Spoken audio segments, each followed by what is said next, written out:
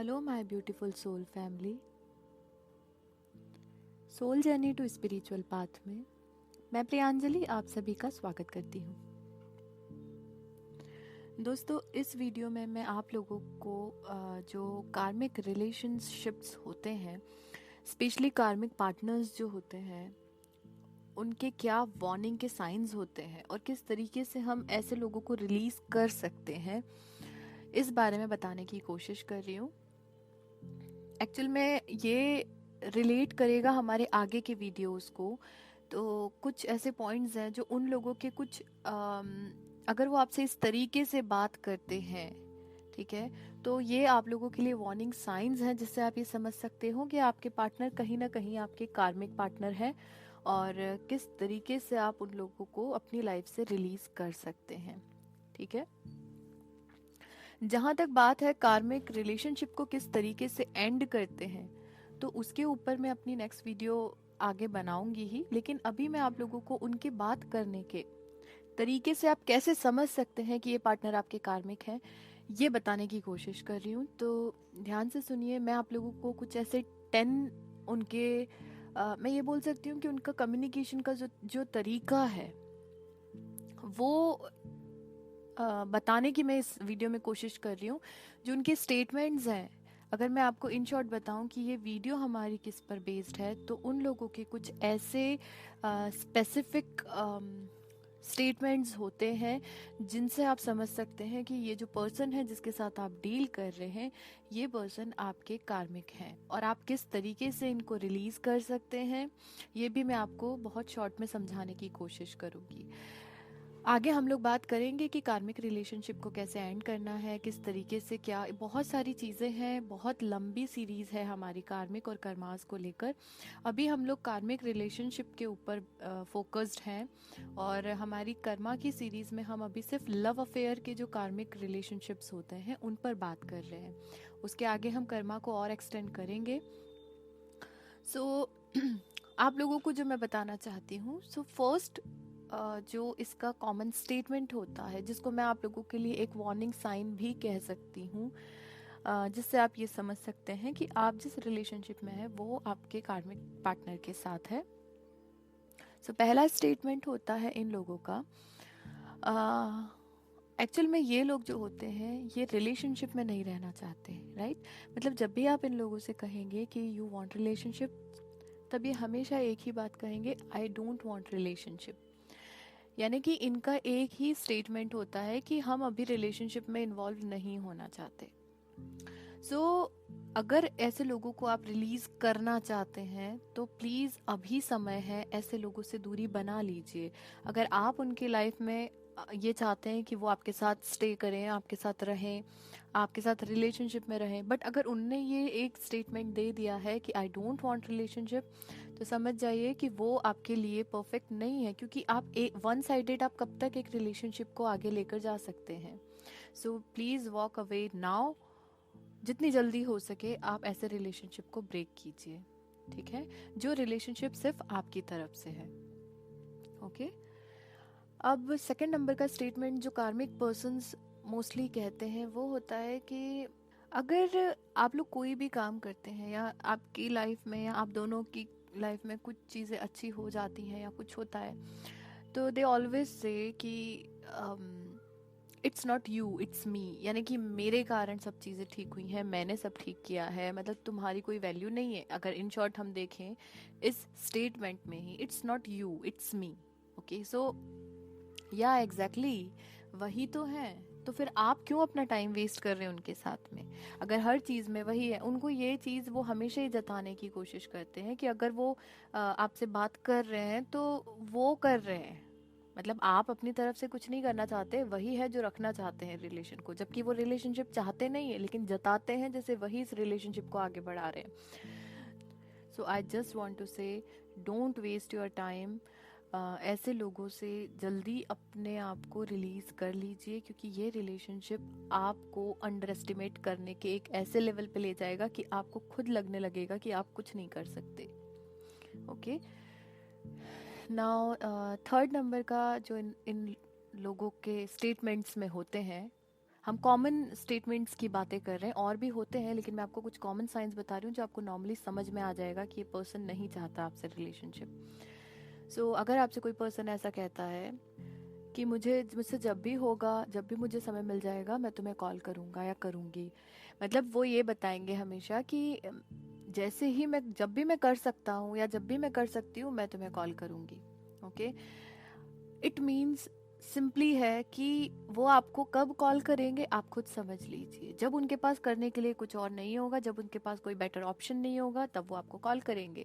Otherwise वो आपको call नहीं करेंगे, वो आपसे कनेक्ट नहीं रहेंगे, क्योंकि उनके पास और भी दूसरे ऑप्शंस होते हैं। सो सीधी बात है कि वो सिर्फ आपके साथ में अपना टाइम किस तरीके से उनको स्पेंड करना है, किस तरीके से अपने टाइम को वो पास करना चाहते हैं, उसके लिए आप हैं उनकी लाइफ में। तो जब उनको लगेगा वो आपको कॉल कर लेंगे। अगर आपको ऐसे कोई पर्सन है जो आपसे ऐसा कहते हैं कि जब भी मैं, मुझे लगेगा मैं तुम्हें कॉल कर लूंगा, then please release these kind of people. Okay, अब इसी का, इन लोगों का फोर्थ नंबर का जो स्टेटमेंट होता है नॉर्मली, वो होता है कि ये लोग ना, जब भी आप इनसे कमिटमेंट की बात करते हैं या कमिटमेंट के बारे में कुछ बात करना चाहते हैं, तो ये हमेशा एक ही चीज़ कहते हैं कि यार तुम ना बहुत ज़्यादा अच्छे हो, और मैं, मतलब मेरे कारण तुम अपना टाइम वेस्ट मत करो। ओके, सो अगर इस तरीके के लोग हैं कि आपसे इतने समय से कनेक्ट है, लेकिन जब आप उनसे कमिटमेंट की कोई बात करते हो, तब वो यही एक बात कहते हैं कि that you are too good for me, so don't waste your time. एक तरीके से आप मतलब समझने की कोशिश कीजिए कि अगर इस तरीके से कोई व्यक्ति आपसे कह रहा है, तो आपको लगता होगा कि वो आपको कोई कॉम्प्लीमेंट दे रहा है कि हाँ हम बहुत ज़्यादा अच्छे हैं। नहीं, that's not a compliment. Actual में वो उन लोगों के पास उनके बुरे बर्ताव का एक एक्सक्यूज़ होता है। उनके पास एक ऐसा बहाना होता है जिससे वो आप लोगों को ये बोल देते हैं कि नहीं आप बहुत ज़्यादा अच्छे हो, मैं ही हमेशा लड़ता हूँ या मैं ही हमेशा तुमसे झगड़ा करती हूँ, तो it's better to leave, don't waste your time. क्योंकि उन्हें भी तो पीछा ही छुड़ाना है ना, तो वो बहाना कैसा देंगे, एक तरीके से इनडायरेक्टली आपको लगेगा कि वो आपको कोई कॉम्प्लीमेंट दे रहे हैं, जबकि वो उनका एक एक्सक्यूज होता है कि किस तरीके से वो मतलब एक, उन्होंने जो भी गलत किया है या जो वो गलत कर रहे हैं अभी आपके साथ, आपको छोड़ने के लिए एक तरीके से बोल रहे हैं, तो वो उनके पास एक बहाना है। ठीक है, ये एक बहाना है कि आप बहुत ज़्यादा अच्छे हो और मेरे कारण अपना टाइम वेस्ट मत करो, आगे जाओ दूसरे लोगों से मिलो, क्योंकि वो खुद ही आपके साथ लॉन्ग टर्म नहीं चाहते। ओके, अब अगर मैं आपको इनका फिफ्थ स्टेटमेंट बताने की कोशिश करूं, तो वो होता है कि दूसरा एक एक्सक्यूज़ मैं बोल सकती हूँ। इन लोगों के पास क्या होता है, जब भी आप इनसे कुछ बात करेंगे या प्यार की कोई बातें करना चाहेंगे या कमिटमेंट की बात करना चाहेंगे, तो ये एक ही बात बोलेंगे आपसे, आई am not ready for love. तो इतने दिनों से क्या कर रहे थे?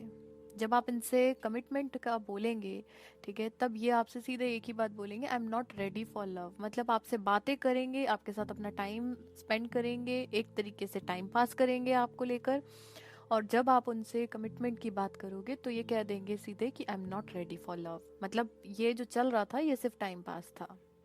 तो ये भी एक बहुत बड़ा एक्सक्यूज होता है। अगर कोई पर्सन आपके साथ लव का कमिटमेंट नहीं कर रहा है, आप जबरदस्ती उसके पीछे पड़े हैं और वो यही चीज बोल रहा है that I am not ready for love, then please leave these kind of people, क्योंकि ये आपके साथ लॉन्ग टर्म नहीं कमिट रह सकते, क्योंकि ये आपकी लाइफ में शॉर्ट टर्म के लिए आए हैं और एक तरीके से ये आपके कार्मिक पार्टनर हैं। ठीक है।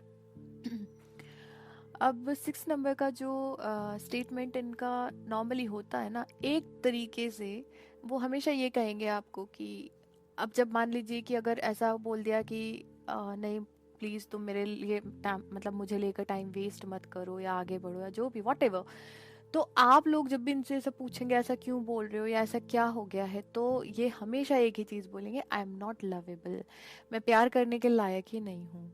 अब आप जानते हैं इसके पीछे, ताकि आप इन, मतलब एक तरीके से ना ये नीडी रिप्लाई है इन लोगों का, ताकि ये इस तरीके की बातें करेंगे और आप उनके लिए फिर से बहुत ज़्यादा हो जाएंगे कि अरे नहीं ऐसा क्यों बोलते हैं आप, या आपको ऐसा, तुमको ऐसा क्यों लगता है। अब आप समझ रहे हो उन्होंने ऐसा क्यों कहा होगा, क्योंकि एक तरीके से ना उनको ये भी चाहिए कि आप उनको प्यार देते जाइए, और ये भी चाहिए कि वो आपको प्यार नहीं देंगे क्योंकि वो तो लवेबल है नहीं। तो आप जो कर रहे हो उन पे मतलब एहसान नहीं कर रहे हो, आप जो कर रहे हो वो उन पे एहसान, मतलब एक तरीके से वो ये जताना चाहते हैं कि आई एम नॉट लवेबल, ताकि आप उनको प्यार करो, और उसके बाद ये भी बोल देंगे I am not ready for love. तो ऐसे लोग बहुत सेल्फिश होते हैं. So be aware of these kind of people and please try to cut your karmic cord. Okay. अब अगर हम लोग इन लोगों का एक 7th नंबर का स्टेटमेंट, या मैं ये बोलना चाहूँगी कि आपको जो वार्निंग के साइंस हैं उसमें 7 नंबर का साइन ये भी है.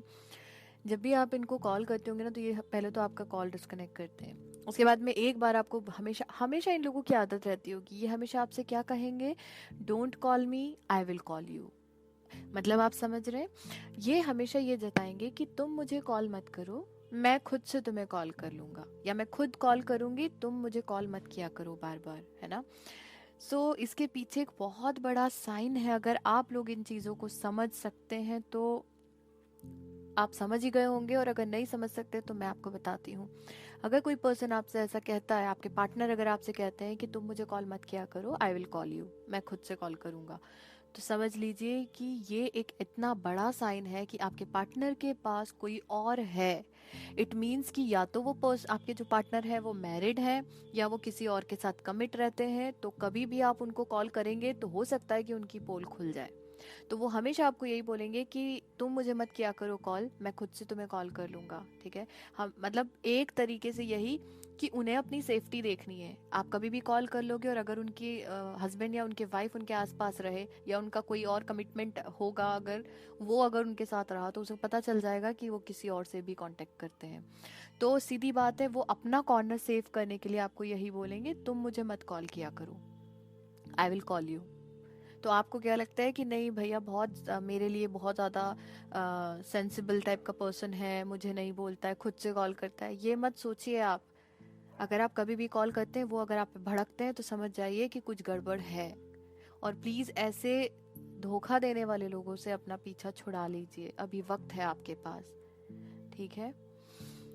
उसके बाद इन लोगों का एक और तरीका होता है. अगर मैं 8 नंबर की बात करूं आप लोगों के लिए, तो इन लोगों के साथ एक बहुत बड़ा इशू यही होता है, जब भी आप इनके साथ में इन्वॉल्व होते हैं, स्टार्टिंग में ये काफ़ी टाइम देंगे आपको. आपको जब उनकी आदत हो जाएगी तो, और आप मान लीजिए कि आदत होने के बाद में आप इनसे जब बहुत ज़्यादा इमोशनली अटैच हो जाएंगे और कहना शुरू कर देंगे कि अब हमें कमिटमेंट, सॉलिड कमिटमेंट कर लेना चाहिए आगे के बारे में, और लाइफ के आगे की जब आप डिस्कशन करते हैं, जब आप लाइफ का बड़ा डिसीजन लेने की कोशिश करते हैं फॉर लॉन्ग टर्म कमिटमेंट, तो ये एक ही बात आपसे कहते हैं. जो 8 नंबर का मैं आपको स्टेटमेंट बता रही हूँ, उन लोगों का एक ही होता है कि मैं अभी इस वक्त इतना बिजी हूँ अपनी लाइफ में कि मुझे अभी अपने पार्टनर को टाइम देने के लिए है ही नहीं टाइम. मतलब अगर इन शॉर्ट में आपसे कहूँ, ये लोग ऐसी बातें कहेंगे आपसे कि देखो इस वक्त पे ना अभी मैं तुमको ज़्यादा टाइम नहीं दे सकता हूँ, या मेरी लाइफ के दूसरे स्टफ में मैं इतना बिजी हूँ कि अभी मैं तुम्हारे साथ कोई कमिटमेंट नहीं कर सकता, क्योंकि मेरे पास मेरे पार्टनर को देने के लिए समय है ही नहीं, है ना. इन शॉर्ट ये हमेशा आपसे ये कहते हैं, I am just too busy for a partner.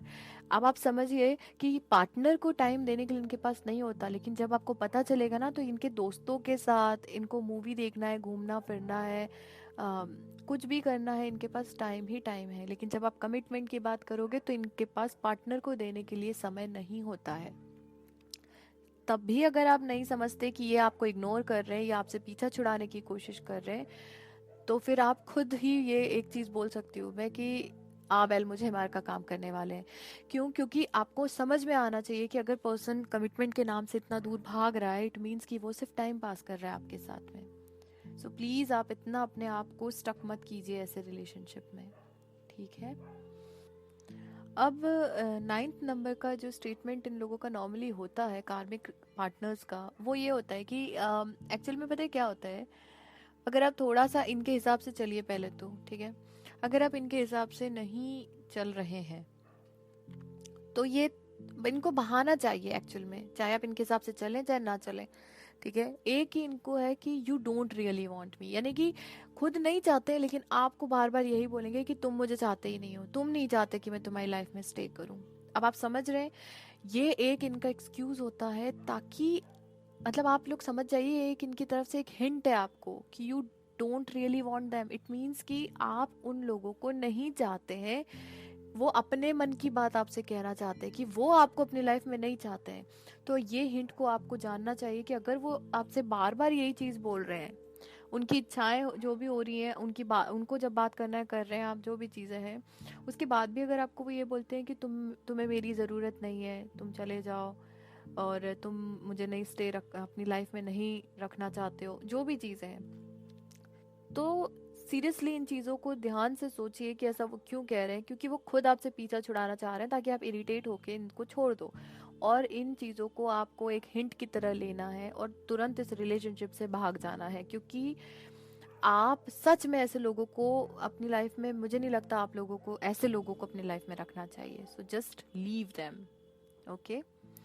और जो 10th नंबर का वार्निंग स्टेटमेंट होता है इन लोगों की तरफ से, वो ये होता है कि ये भले ही आपसे महीनों सालों बहुत समय आपसे बातचीत कर रहे हैं, बहुत प्यार की बातें भी हुई होंगी, सब हुआ होगा, लेकिन जब भी आप इनसे कमिटमेंट की बात करेंगे तो ये आपसे बोलेंगे कि क्या हम दोस्त बन के नहीं रह सकते।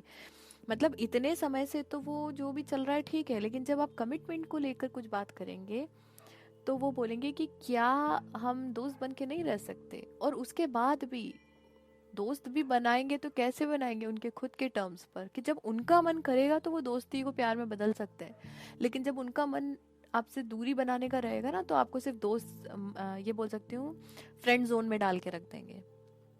नहीं, जो उनका मन था तो उन्होंने अपने हिसाब से चलाया, अब उनका मन नहीं है तो वो बोलेंगे नहीं, हम सिर्फ दोस्त बन के ही रहेंगे, क्योंकि उनके हिसाब से चीज़ें चलना है, बस वो ये चाहते हैं कि जो चीज़ें चल रही हैं उनके हिसाब से चलें। तो अगर आप ऐसे किसी भी कार्मिक रिलेशनशिप में स्टक हैं जो आपको इस तरीके से ये सारे स्टेटमेंट का यूज़ करते हैं बोलने में, तो प्लीज़ थोड़ा सा सोचिए कि वो जो बोल रहे हैं उसके पीछे रीज़न क्या हो सकता है।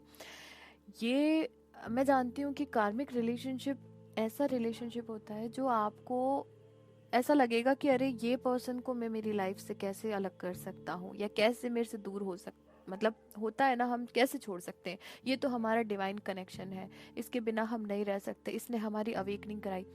आज मैं आपको एक बहुत ही क्लियर बात कहना चाहती हूँ, हमारी लाइफ में कार्मिक पार्टनर्स जो होते हैं, पूरे आपकी पूरी लाइफ में 90% आपकी लाइफ में जो लोग आएंगे कार्मिक अगर हैं, तो वही आपकी अवेकनिंग कराएंगे, क्योंकि सोलमेट आपके साथ रहकर आपकी अवेकनिंग कराते हैं। और कार्मिक लोग आपसे या तो सेपरेट होकर, या फिर आपको बहुत तरीके से हैरेस करके, या बहुत, तो आपको क्या लगता है कि ये तो मेरा प्यार है और ये मुझसे दूर जा रहा है क्योंकि मैं अब अपनी अवेकनिंग स्टार्ट करने वाली हूँ। तो ये गलत फहमियों से निकल जाइए आप, क्योंकि बहुत, मैं ये नहीं बोल रही कि कोई चैनल कुछ बोलते हैं, मैं नहीं जानती, लेकिन मैं बस इतना ज़रूर बोलूँगी आपको कि प्लीज़ भ्रमित मत होइए। ये ट्विन फ्लेम्स को लेकर आप जितना डाउट में हैं, मैं आपको यही समझाने की कोशिश कर रही हूँ कि 90% हमारी लाइफ में हमारी अवेकनिंग कार्मिक पार्टनर्स ही करवाते हैं। और जब हम अवेकन होते हैं, जब एक लास्ट स्टेज तक पहुंचते हैं, तब हमें समझ में आता है कि जिसको हम ट्विन फ्लेम समझ रहे हैं, एक्चुअल में वो हमारे कार्मिक पार्टनर थे जो हमारी अवेकनिंग करा के चले गए हैं। तो मैं ये नहीं बोल रही कि आप अपने ट्विन फ्लेम रिलेशनशिप में नहीं है, लेकिन मैं ये ज़रूर बोल रही हूँ कि अपने रिलेशनशिप को पहचानने की कोशिश कीजिए। जो आपको ड्रेन कर रहा है, जो आपको हैरेस कर रहा है, टॉर्चर कर रहा है, अपने टर्म्स पे रिलेशनशिप चलाने की कोशिश कर रहा है, अपने रिलेशनशिप को कंट्रोल करने की कोशिश कर रहा है, आपको कंट्रोल करने की कोशिश कर रहा है, वो आपका higher level soulmate twin flame हो ही नहीं सकता। और अगर आप उनसे एडिक्ट है, अगर आप उनके साथ स्टक है, अपने आप को आगे नहीं बढ़ा पा रहे हैं, आप आगे नहीं बढ़ पा रहे हैं, तो 100% वो पर्सन आपकी लाइफ में कार्मिक ही है। और वो आपकी लाइफ में एक टॉक्सिक कार्मिक है जो आपको आगे नहीं बढ़ने दे रहा है। तो प्लीज़ मेरी बातों को समझने की कोशिश कीजिए। हम आगे बात करेंगे कि कार्मिक कॉर्ड को कैसे कट करते हैं, ऐसे इस तरीके के कार्मिक रिलेशनशिप को हम एंड कैसे कर सकते हैं, धीरे धीरे कैसे हम इनसे बाहर निकल सकते हैं। हर टॉपिक के ऊपर मैं वीडियोस बनाती रहूँगी। फिलहाल मुझे आपको कुछ स्टेटमेंट्स बताने थे, कुछ वार्निंग, मतलब कॉमन वार्निंग साइंस देने थे रिगार्डिंग कार्मिक पार्टनर्स, वो मैंने इस वीडियो में आपको समझाने की कोशिश की है। अगर आप लोग मुझसे कांटेक्ट करना चाहते हैं तो आप मुझसे इंस्टाग्राम, फेसबुक या ईमेल आईडी के थ्रू कांटेक्ट कर सकते हैं। कांटेक्ट की डिटेल्स आपको डिस्क्रिप्शन में मिल जाएगी। थोड़ा सा लेट हो गई हूँ क्योंकि तबीयत सही नहीं थी मेरी, तो मैं टैरो की जो हम लोगों का ज़ोडिएक साइन का वीडियो है वो नहीं अपलोड कर पाई हूँ, बट मैंने कल वैदिक एस्ट्रोलॉजी से वीडियो ज़रूर अपलोड की है, वीकली हॉरोस्कोप की आप लोगों के। सो आज या कल में मैं आप लोगों के लिए टैरो का जो रीडिंग है कोशिश करूँगी, आज जितने साइंस का हो जाएगा मैं अपलोड कर दूँगी। बाकी रेस्ट ऑफ द साइंस जो है वो मैं वीडियोस कल अपलोड ज़रूर कर दूँगी। और अगर आप लोग मुझसे पर्सनल रीडिंग लेना चाहते हैं, अगर आप अपनी हीलिंग करवाना चाहते हैं, अगर आप कुछ भी चाहते हैं मुझसे, तो आप मुझसे कांटेक्ट कर सकते हैं। कुंडली का एनालिसिस भी करती हूँ, अगर आप करवाना चाहते हैं तो करवा सकते हैं। सारी डिटेल्स आपको डिस्क्रिप्शन में मिल जाएगी, मुझसे कांटेक्ट कर सकते हैं। अगर आपके मन में कोई क्वेश्चन है और उसके जवाब आप चाहते हैं, और ऐसे क्वेश्चन जिससे मैं एक वीडियो बना सकूं ताकि आपके सवाल हैं वो और के भी सवाल हैं, लेकिन हर कोई सवाल नहीं पूछ पाता है, तो अगर आप मुझसे पूछेंगे मुझे अच्छा लगेगा। आप मुझे बताइए कि आप किस सवाल का जवाब आप चाहते हैं। अगर मुझे लगेगा तो मैं उस पर भी एक वीडियो ज़रूर बनाऊंगी जिसमें आपके काफ़ी सवालों के जवाब मैं लेकर आऊँगी। सो बने रहिए मेरे साथ में, मिलती हूँ फिर नेक्स्ट वीडियो में। तब तक के लिए thank you so much, stay tuned.